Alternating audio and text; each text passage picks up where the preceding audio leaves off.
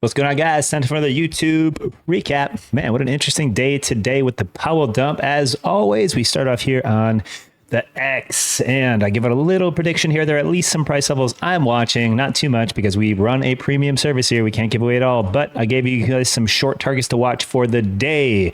Not something obviously you just post and short and hope for the best, something for the day. Targets as low as 19,644, 19,698, and below.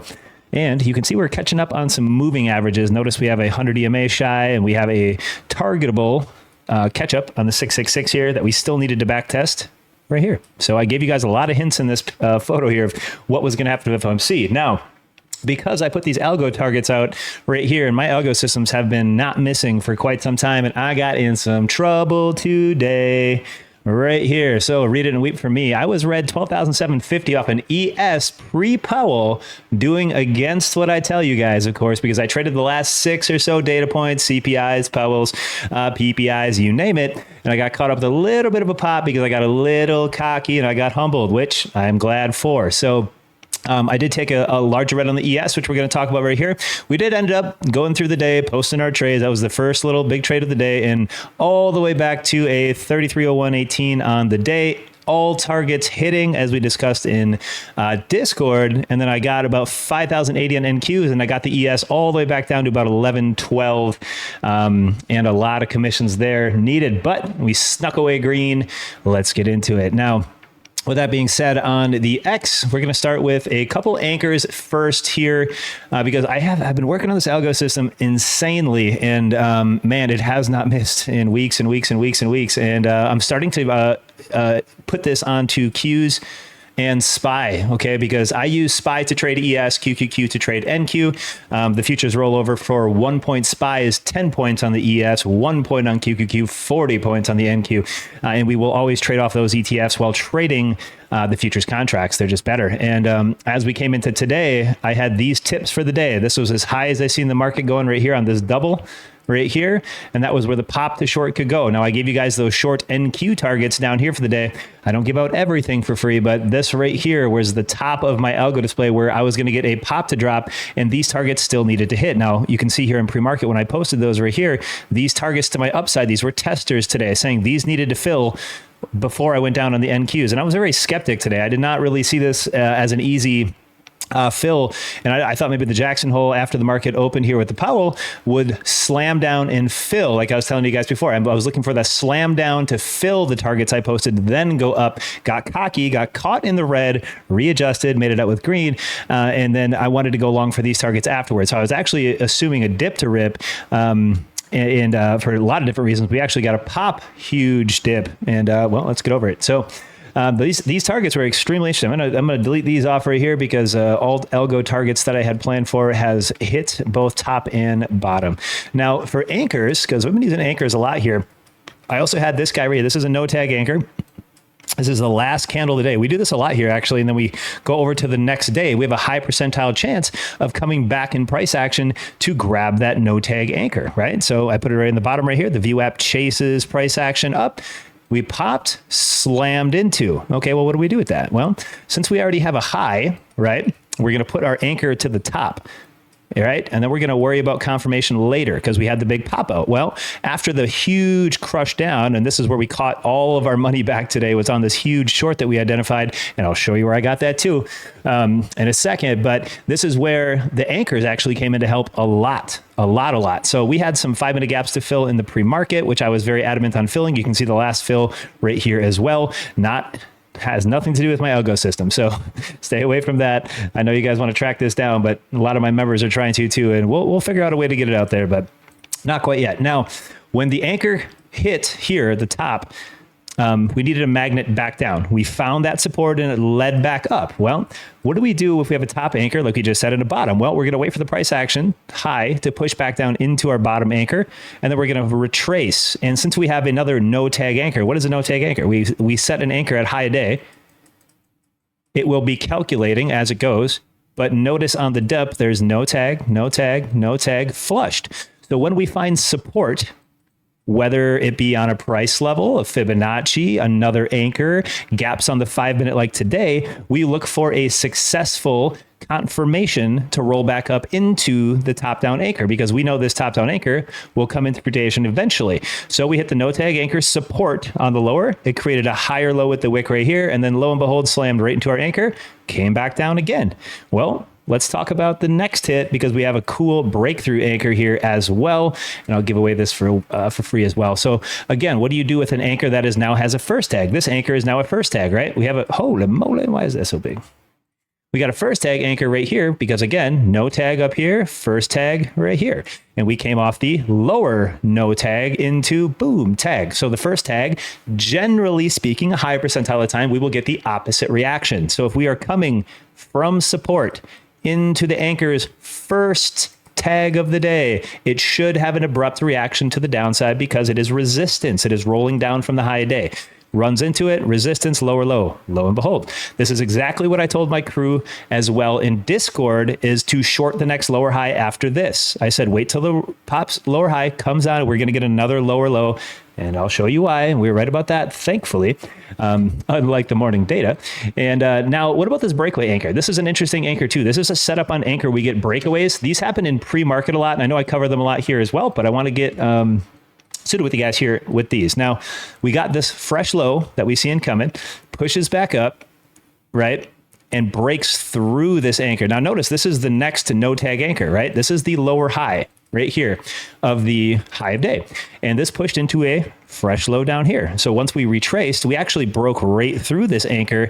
And what's different between the first tag anchor here and the anchor before, right? So we're talking about first tag anchor. Why did it not have an abrupt reaction on the way back down? Well, that's going to take us into a different oscillation metric where the oscillation indicators were just too heavy on the support side along with VWAP, right? So as this cross was coming back up, we actually had a full-on MACD cross to the upside in oscillation, unlike our first tag back here where we had all downside MACD, okay? So the difference between one first tag is we were in a bearish first tag coming from the top, and you can see that in the MACD. Look at the MACD right here. We're across to the downside. We're moving to the downside. RSI had lower high, lower lows all set up for it. We had a bearish oscillation scenario, okay? So the thought of the day. The second one, right, where it was coming from lows, pushed up, snapped through the anchor. Now, and then we came back to this anchor for its second tag. Okay. And then where is it going to go? Well, it has to come back down to the anchor it broke over because it is confirmation. So when price action, I'm going to go yellow here. This is getting a little weird. So from the lows, pushes up past the breakaway anchor right here, comes into our first anchor, and then has to come back down before it can either go up or down. We still had a good short scalp right here coming into our top anchor. But like we just said, the difference between this first anchor tag right here short and this first anchor breakthrough is just oscillation. It has strength confirmation because all you have to see is the leg down move, boom, boom, fresh low, right? And you see the algo right here, and I'll show you guys are like, oh, there it is. There's the algo. It had to fill up the algo. It did. We have this one on the 50-minute chart we'll go over in a second, but the oscillation is the big takeaway. Now look at this bearish oscillation during this first tag and down, right, from the anchor view apps. Now look at this oscillation breakthrough and look at the absolute power of the MACD.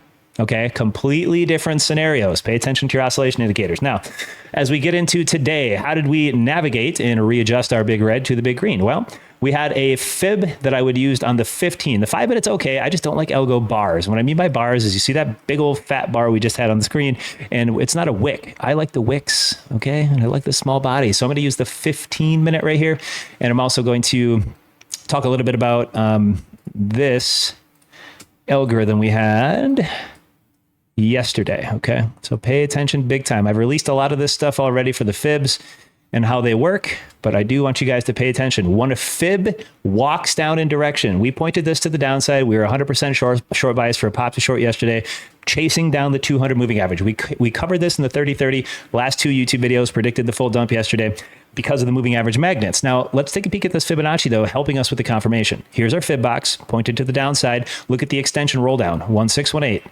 2618, 423.6, and way out is the 666 right here at like 472. Massive level. This is going to come back in a minute. Pay attention, 666. It's a very unique one. Nobody else uses this with me. As we come into the 423.60, again, the fib box right here dumped 1618, 2618, 423.60. When a fib has completed from the start to the 423.60, you have like a 90% chance to walk back up from the 423.60 to the 2618 to the 1618 and then the 100. Because once a fib has walked down to each extension point, it actually likes to stair step back up a lot of the time. And let's look at that as we move into today. Okay, so we have an algo from yesterday and today. So let's make this one neon green, so we can tell which one is the 15-minute pre-algo and which one is yesterday's pre-market algo. Now, as you see, that 423.60 right here, right, happens to be right on the golden pocket of our green, right? So very interesting level right there. We also talked about 476.20s there being a massive weekly Fibonacci, right? So as we came into today, what happened on the pre-market opened right here? This is the pre-market open. We were above the 423.60, which means we're going where? Where did I just say? 2618. After we break over the 2618, walk itself back up to the 1618. After the 1618, it goes to potentially the 100. But we topped out, right? Why did we top out? Ooh, we'll get to that in a second. Right? So today was an interesting, I'm having a lot of fun with this. As we move into today, or for the rest of the day, we have this algo to fill, right? We got to come all the way back down and fill this bar up. So the price action slammed down. I called the lower high and I said, wait for the confirmation back under the 100 EMA, fall into the fib box, run it. Okay. Here's your high. Here's your lower high. Boom, lower low. Talked about it. What else do you see here? And of course, this is the 15, 666. Again, my favorite that nobody understands why. Big shout out to my partner Connor for helping review and actually find this one.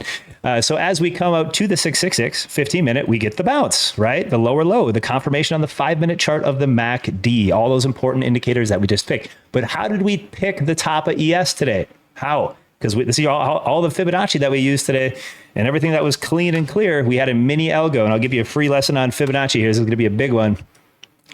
We're going to go down to the 5-minute, and I'm going to show you the algo that we had in pre-market. And this sucker was tiny right here. I'm not going to tell you why this is a specific algo, but it's at 6 a.m. If you can figure it out, because it's at 6 a.m., cough, cough, I'll answer it and tell you if you're right in the comments. So send me an answer in the comments and I will tell you if you're right, how you use them, and I'll give you a free little lesson right there. Now, the algo box is set, okay? We have an algo in the pre-market. We have it to the upside right now.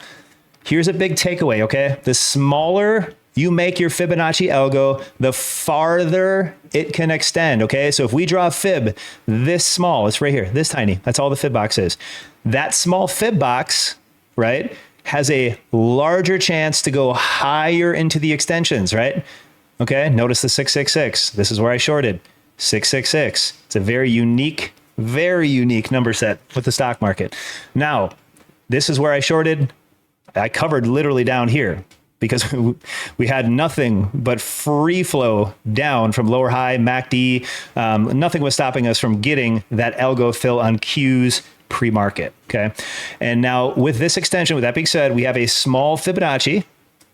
And again, it can extend super far when they're long, right? When they're super far like that. If I had a wide Fibonacci, it would look something like Q's today, right?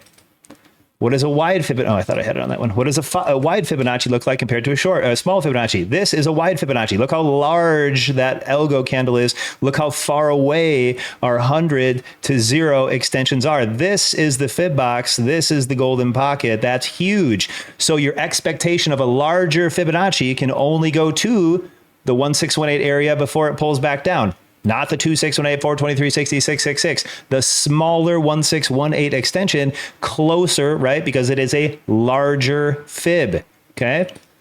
Now again, SPY had a tiny fib, so it has the opportunity with this algo to go farther in extension. And what did we get? Right to that 666.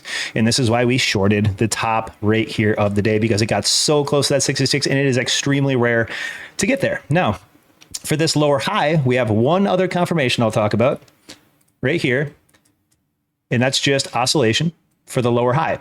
So when this big dump happened, we had a big old buy up. Why is that? Well, 5-minute 200 SMA right there, -2 VWAP right there, big Fibonacci, big daily level right there, our Algo Fib right there, right here. So tons of different supports we had just talked about. I also charted off a short target for my group and my friends. You see this giant orange box right here. I'm not going to tell you why I put it there, but that was a target short for my crew as well in the Discord. Now, as we came down to this last low of the day, right? And why would that be? Well, no, we'll talk about the lower high. Why would this lower high be coming? So why did I call this? Why did I know it was going to bounce here and come out for a lower high? Plain and simple, I didn't. We're not fortune tellers. It's not that predictable for the market every single day. But if we're using the oscillation indicators right here, look at the oscillation indicators on why we had a potential lower high setup, right? We're only looking for metrics that are potential. We're coming into the market going, well, if it does this, I will react in this way. Well, if the market shows me a fresh low, which loves to scam highs, push into a lower high, I will take a short here because it is minimal risk, because blowing out the top of the day into the lower high double top scenario is a very good risk to reward to come all the way back down to some moving average back test, VWAP back test, so on and so forth, right? So you can't predict it that far, but you can at least position yourself in a risk environment where you're not stacking a bunch of risk on the table. And that's all we did. It came to a huge push right here. I said, look for the lower high, short it all the way back down. Right? The fresh low is just a bonus round. The oscillation was the key. So the lower high you see here in price action, match the RSI, match the MACD. So you had a very limited risk to short this lower high because you had so many signals helping you to follow the trend to the downside. Okay. And then lo and behold, we came into the -2 VWAP again and launched her right back up. Okay. And now remember, I still have further long targets on deck for a lot of this stuff. And we will further hit those as well, I'm sure. Now we're going to stop at the 30-30 real fast before we're out of here. And I just want to note here that we did come back down for that prediction, coming back down to that 30. But the next prediction, remember, it has to be under the 50 SMA. That's what we called 2 videos ago in the prediction. So the first prediction was coming back down to the 200. Got it. Now we're pushing back up and we're finding this interesting little zone. If it blows out and holds the 50 SMA, fine. We continue higher. Maybe we go all-time highs. No big deal. If we come back down and snap under the 50 SMA into next week and into some pairing, 666 is on deck. That's an SMA. I'll even give you that. Bam, on the 30-30. Pay attention to that. So what are we going to look for? MACD giving us confirmational starts like lower highs like this. 50 RSI holding and putting in a lower high on the RSI as we come into next week, if we get it. That's what we look for. We have to search for confirmation. That's our job, right? All right, guys, if that you found any and every bit of value in the videos I try to put out here every single day, please like, comment, subscribe. Hit me up with some love. If you want to trade with Apex, the funded trader, Top Step, hit me up. We got codes for that. Links in the description. If you want to trade live with me every morning and listen to me narrate this stuff over and over and repeat myself over and over to my chat and come hang out with us, that's also an option. If not, no big deal. See you on the next video. Have a good weekend.